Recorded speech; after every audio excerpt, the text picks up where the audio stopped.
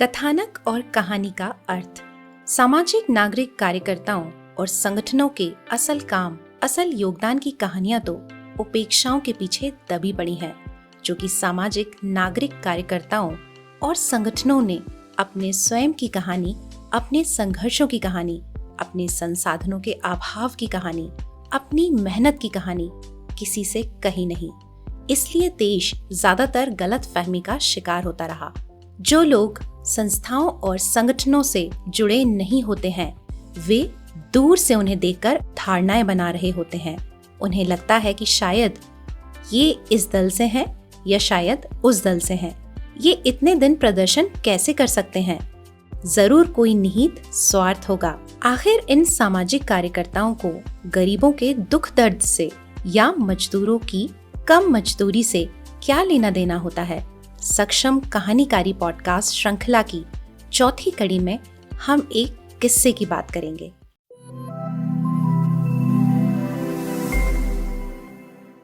शंकर भाई संगठन के साथ दशकों से काम कर रहे हैं।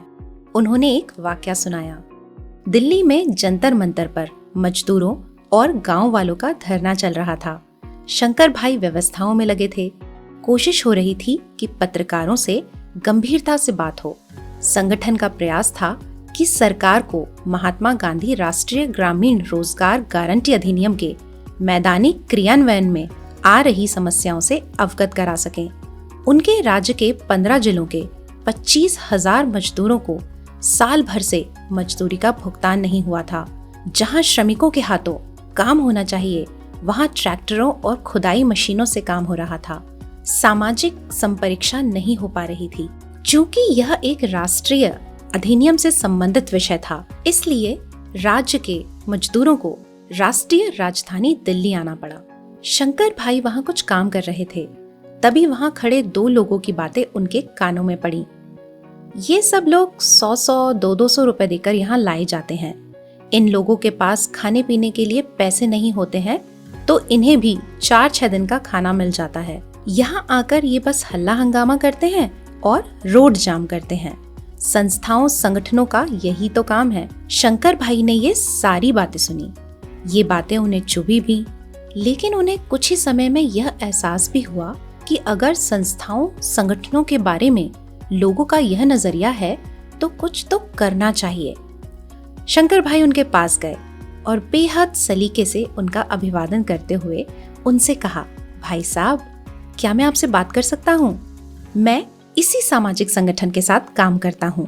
मैं इस संगठन और धरने पर बैठे लोगों के बारे में आपको कुछ बताना चाहता हूँ। वे दोनों लोग थोड़े हिचके, लेकिन बातचीत करने लगे। शंकर भाई ने उनको संगठन के 30 साल के संघर्ष और लोगों के मुद्दों के बारे में बताया और फिर कहा, ये सब लोग पैसे देकर यहाँ नहीं लाए गए हैं।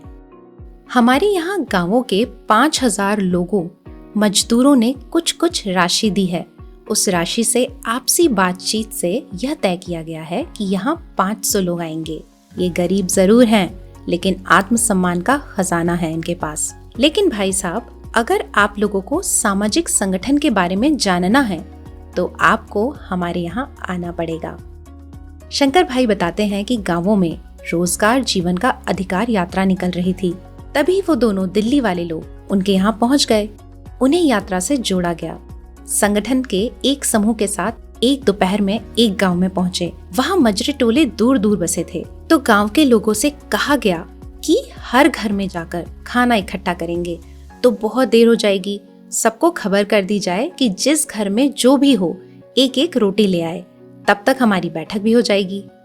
वे दोनों लोग मीटिंग में बैठे और लोगों की बातें सुनी। जब हम गाँव में होते हैं तब गाँव समाज के सम्माननीय अतिथि मेहमान होते हैं। फिर वो सब लोग संगठन से भी जुड़े थे। ऐसे में वो लोग खुद भले ही कुछ ना खाएं, लेकिन संगठन के लोगों को भरपूर खाना खिलाते हैं। उन दोनों लोगों के सामने केवल एक एक रोटी लाने को कहा गया था, लेकिन गांव में कोई एक रोटी थोड़ी लाता है। कोई 2 रोटी लाया, कोई 3 रोटी लाया और कोई 4 रोटी लाया। इस तरह वहां रोटी का ढेर लग गया और केवल रोटी नहीं आई, लोग जल्दी जल्दी सब्जी भी बनाकर ले आए। दिल्ली से आए दोनों नए दोस्त यह सब खुद देख रहे थे। यह साफ दिखाई दे रहा था कि वे आश्चर्यचकित हैं। उन्हें भरोसा ही नहीं हो रहा था। मध्यम वर्गीय उच्च वर्गीय समाज में मेल तभी होता है जब धन संपदा होती है, लेकिन यहाँ मन की संपदा से मेल हो रहा था। शंकर भाई ने उन्हें बताया कि सामाजिक संगठन की शक्ति वो लोग होते हैं जो अपनी जिंदगी के साथ साथ दूसरों की जिंदगी में भी बेहतरी लाना चाहते हैं। हम सत्ता, सरकार, संपत्ति के लिए दिल्ली नहीं गए थे। हम तो इसलिए गए थे ताकि सरकार को बता सकें कि उसकी व्यवस्था बीमार पड़ रही है। उसने खुद जो कानून बनाया है उसका क्रियान्वयन नहीं हो रहा है। संगठन और समाज को देखकर उन दोनों व्यक्तियों को पहली बार सामाजिक नागरिक संस्थाओं के मूल तत्वों, काम करने के तरीकों और उद्देश्यों के बारे में समझने का मौका मिल रहा था। सामाजिक नागरिक संगठनों और पहल की कहानी कई तरीकों से कही जाती है। उनमें से एक तरीका होता है अन्य लोगों, समूहों, संस्थाओं को अपने सपने, विचार और कार्यक्रमों से जोड़ना। सामाजिक कार्यकर्ता के रूप में कहानी कहना और मनोभावों के साथ अपनी बात कहना इसलिए जरूरी है ताकि दूसरे लोग उनके यानी सामाजिक कार्यकर्ता के सपनों से जुड़ सकें। कभी भी दूसरे लोग गतिविधि, परियोजना या कार्यक्रम से नहीं जुड़ते हैं। वे सामाजिक कार्यकर्ता के सपने और उस सपने के प्रति भावनात्मक प्रतिबद्धता से जुड़ते हैं। सपनों और प्रतिबद्धता को कहा जाना जरूरी है।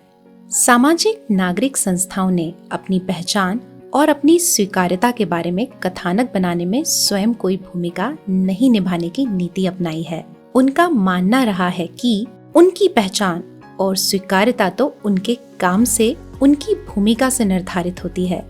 लेकिन वर्तमान समय के अनुभव यह साबित कर रहे हैं कि सामाजिक नागरिक संस्थाओं और कार्यकर्ताओं को न केवल अपनी भूमिका को प्रभावी ढंग से निभाना है, इसके साथ ही अपनी भूमिका, सीखो और योगदान की कहानी को बताना और बताते रहना भी जरूरी है।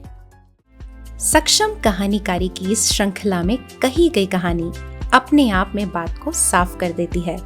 वास्तव में बात यही है कि सामाजिक नागरिक संस्थाओं को लोग, सरकार, मीडिया से दूर देख रहे होते हैं।